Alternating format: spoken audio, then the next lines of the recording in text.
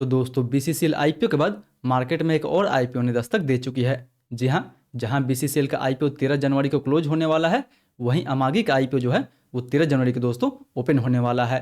And फिलहाल अमागी के भी ग्रे मार्केट में आपको ठीक ठाक डिमांड देखने को मिल जाएगा। बट दोस्तों हम लोग जानेंगे कि क्या अमागी जो है वो बीसीसीएल जैसा लिस्टिंग दे सकती है या फिर नहीं दे सकती है। जी हाँ दोस्तों, वैसे तो हमारा पूरा फोकस अभी बीसीसीएल के आईपीओ पे होने वाला है, बट उसी बीच में हम लोग अमागी के बारे में भी डिस्कस कर लेते हैं कि इस कंपनी का फंडामेंटल कैसा है, वैल्यूएशन कैसा है, एंड ओवरऑल दोस्तों क्या हमें इस आईपीओ से लिस्टिंग मिल पाएगा या फिर नहीं मिल पाएगा। आपका सारा कन्फ्यूजन दोस्तों इस वीडियो में ख़त्म होने वाला है, इसलिए आप बस इस वीडियो के अंत तक बने रहें ताकि ओवरऑल आपको अमागी के आईपीओ में क्या करनी चाहिए, क्या डिसीजन लेनी चाहिए, उसका एक बेटर व्यू मिल सके। तो फिर चलिए बिना आपका समय गंवाए सीधा वीडियो में आगे बढ़ते हैं।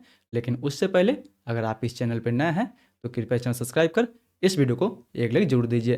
अब चलिए सीधा आगे बढ़ते हैं और सबसे पहले दोस्तों बात कर लेते हैं एज यूजुअल इस कंपनी के बारे में कि आखिर ये कंपनी काम क्या करती है, कंपनी का मेन रेवेन्यू सोर्स क्या है। तो वैसे तो दोस्तों अगर बात करें अमागी के बारे में तो ये कंपनी एक सास कंपनी है जो software as a service provide करती है। जी हाँ दोस्तों, ये कंपनी टीवी चैनल के लिए ब्रॉडकास्टिंग या फिर क्लाउड मॉडर्नाइजेशन का सर्विस प्रोवाइड करती है। यानी दोस्तों अगर मैं आपको सिंपल में बताऊं तो ये कंपनी टीवी की दुनिया की यूट्यूब है। जी हाँ दोस्तों, जैसे यूट्यूब एक प्लेटफॉर्म है जहाँ पे सभी लोग क्लाउड पे वीडियो अपलोड करके एड रेवेन्यू से पैसा जनरेट करते हैं, सेम ये भी कंपनी टीवी की दुनिया में अलग अलग ओटीटी प्लेटफॉर्म पे या फिर लाइव स्ट्रीम्स में अलग अलग वीडियो को पोस्ट करती है, उनसे एड जनरेट करती है। यानी ये टीवी चैनल्स एंड क्रिएटर के बीच में एज ए सास कंपनी काम करती है। वहीं दोस्तों अगर इसके रेवेन्यू के बारे में बात करें तो इसके रेवेन्यू के बारे में हम लोग दो तरीके से बात करने वाले हैं।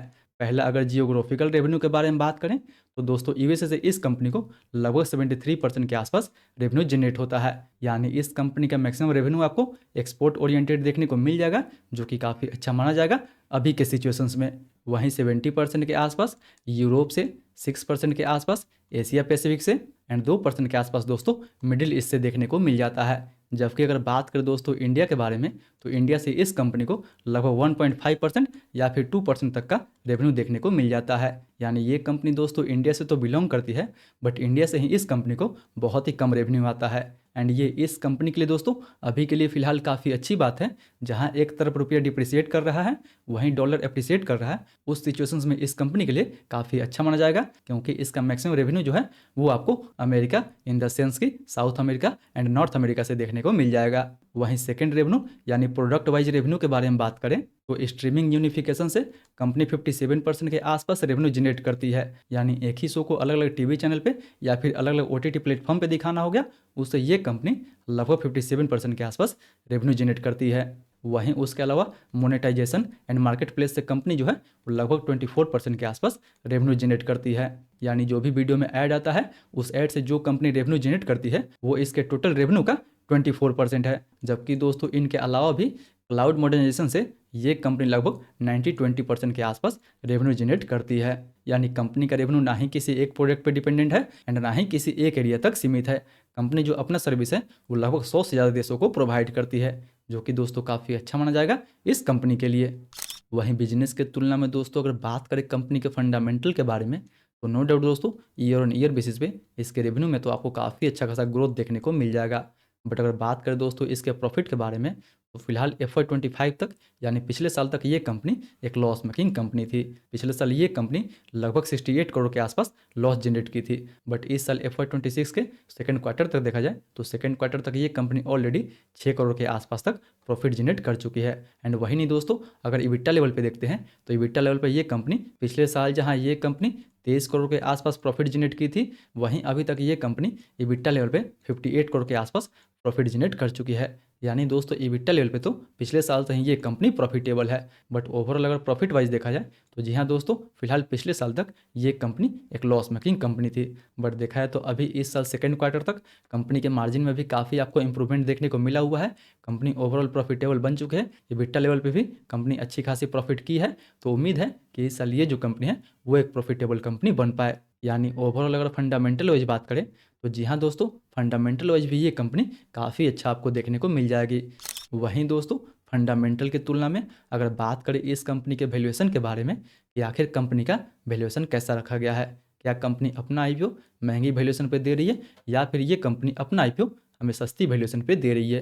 तो हालांकि दोस्तों पिछले साल तक तो ये कंपनी एक लॉस मेकिंग कंपनी थी, इसलिए इसका पी रेशियो भी आपको माइनस में भी देखने को मिल जाएगा। बट अगर हम इसका वैल्यूएशन दूसरे तरीका से निकालें तो कंपनी का पिछला प्राइवेट वैल्यूएशन लगभग 1.4 बिलियन डॉलर के आसपास था, जबकि फिलहाल अभी ये कंपनी अपना आईपीओ 0.9 बिलियन डॉलर के वैल्यूएशन पे लेके आ रही है। यानी 2022 के प्राइवेट वैल्यूएशन के मुकाबले ये कंपनी अपना आईपीओ 35% सस्ता लेके आ रही है। यानी प्राइवेट राउंड के हिसाब से इस कंपनी का वैल्यूएशन तो आपको सस्ता मिल रहा है। बट वहीं दोस्तों इसका पी रेशियो तो हम नहीं निकाल सकते हैं, बट अगर प्राइस टू सेल्स रेशियो के बारे में बात करें तो फिलहाल इसका price to sales ratio 6.7 times के आसपास है, जबकि यूजुअली इस सेक्टर की कंपनी का प्राइस टू सेल्स रेशियो लगभग आपको 8 टाइम्स से लेकर 15 टाइम्स के आसपास तक देखने को मिल जाता है। यानी अगर प्राइस टू सेल्स रेशियो के हिसाब से भी देखा जाए तो जी हाँ दोस्तों, उस मुकाबले में भी ये कंपनी अपना आईपीओ सस्ती वैल्यूएशन पर लेके आ रही है। यानी देखा जाए तो ओवरऑल कंपनी का फंडामेंटल भी ठीक है एंड वैल्यूएशन भी ठीक ठाक रखा गया है। वहीं इस आईपीओ की डिटेल के बारे में बात करें तो ये आईपीओ 13 से 16 जनवरी के बीच में ओपन रहेगा, जिसका प्राइस पॉइंट 343 रुपये से लेकर 361 रुपये पर शेयर रखा गया है। जी हाँ दोस्तों, ये आईपीओ 13 से खुल रहा है, जबकि 13 को बीसीसीएल का आईपीओ क्लोज हो रहा है। बट दोस्तों बीसीसीएल के आईपीओ में बहुत लोग कंफ्यूज हैं कि आखिर उन्हें शेयर होल्डर कोटा में कैसे अप्लाई करनी है, रिटेल कोटा में कैसे अप्लाई करना है एंड इवन एम्प्लॉय कोटा में कैसे अप्लाई करना है, इस कैटेगरी को कितना ज़्यादा हमें प्रायोरिटी देना है। अगर उन सब में अभी तक आप कंफ्यूज हैं तो ऊपर वाले इस वीडियो को टाइप करके ओवरऑल आप देख सकते हैं एंड समझ सकते हैं कि शेयर होल्डर कोटा में आपको कितना अप्लाई करनी चाहिए एंड रिटेल कोटा में आपको कितना लॉट अप्लाई करनी चाहिए।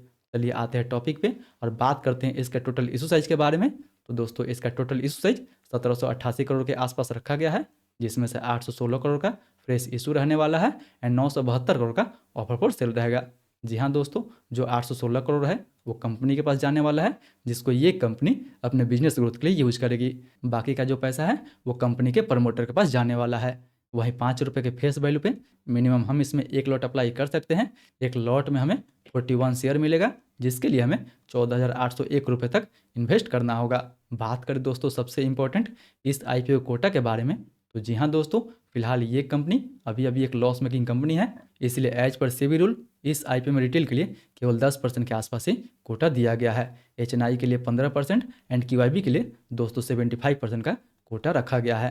तो आप इस आईपीओ में रिटेल कोटा में अप्लाई करने वाले हैं या फिर एचएनआई कोटा में अप्लाई करने वाले हैं, वो भी हमें नीचे कमेंट करके ज़रूर बताएं।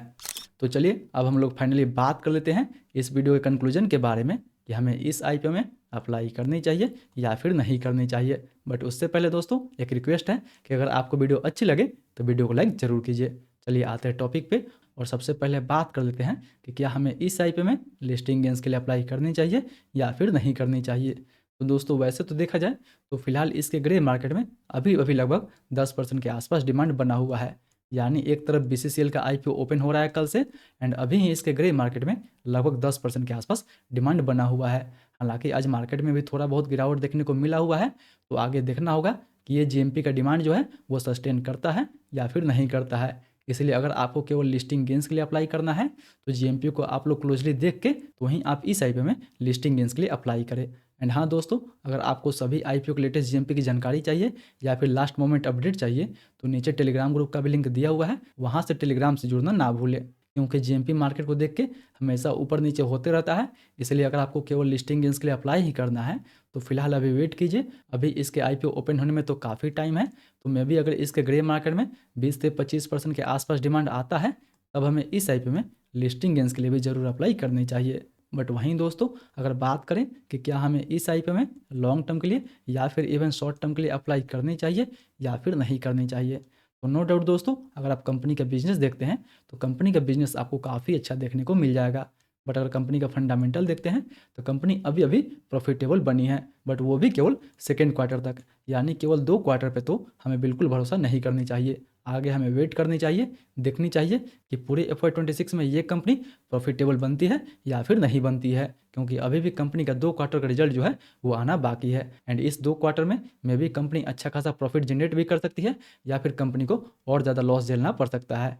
तो अभी हमें वेट करनी चाहिए, देखनी चाहिए कि ओवरऑल FY26 में ये कंपनी प्रॉफिटेबल बनती है या फिर FY25 की तरफ ये कंपनी एक लॉस मेकिंग बन जाती है। हालांकि दोस्तों ये इस साल की सेकंड आईपीओ हो सकता है एंड मे बी बीसीसीएल के आईपीओ के बाद इसके आईपीओ में ठीक ठाक भी डिमांड आ सकता है। तो अगर वैसा होता है तो हम लोग इस आईपीओ में लॉन्ग टर्म के लिए तो ना जाके बट शॉर्ट टर्म के लिए या फिर लिस्टिंग गेंस के लिए जा सकते हैं, क्योंकि अगर इस आईपीओ में डिमांड ठीक ठाक आता है तो मे बी ठीक ठाक हमें लिस्टिंग गेंस भी मिल जाएगा एंड अच्छा खासा लिस्टिंग गेंस मिलता है, ठीक ठाक सब्सक्रिप्शन मिलता है, तो मे बी शॉर्ट टर्म में भी ये आईपीओ चल सकता है। इसलिए अभी के लिए फिलहाल इसके लेटेस्ट जीएमपी को देखते हुए, लेटेस्ट सब्सक्रिप्शन को देखते हुए मैं इस आईपीओ में लिस्टिंग गेंस के लिए जाने वाला हूँ एंड इवन शॉर्ट टर्म के लिए जाने वाला हूँ। बाकी दोस्तों आप जो भी डिसीजन ले अपना रिस्क एंड अपने एनालिसिस लगाने के बाद ही ले। आई होप दोस्तों आपको वीडियो पसंद आई होगी। वीडियो पसंद आए तो वीडियो को लाइक कीजिए, चैनल को सब्सक्राइब कीजिए एंड हाँ, जो भी क्वेरी है वो हमें नीचे कमेंट करके ज़रूर पूछिए। मैं कोशिश करूँगा कि जल्द से जल्द आपका रिप्लाई दे सकूँ। फिर मिलते हैं दोस्तों अगले वीडियो में। तब तक अभी तक आप बीसीसीएल आईपीओ का रिव्यू नहीं देखे हैं तो इस वीडियो पर टैप करके इसका रिव्यू भी देख ले एंड इस वीडियो पर टैप करके ये भी जान ले कि कौन से कोटा में आपको कैसे अप्लाई करना है, कितना लॉट अप्लाई करना है।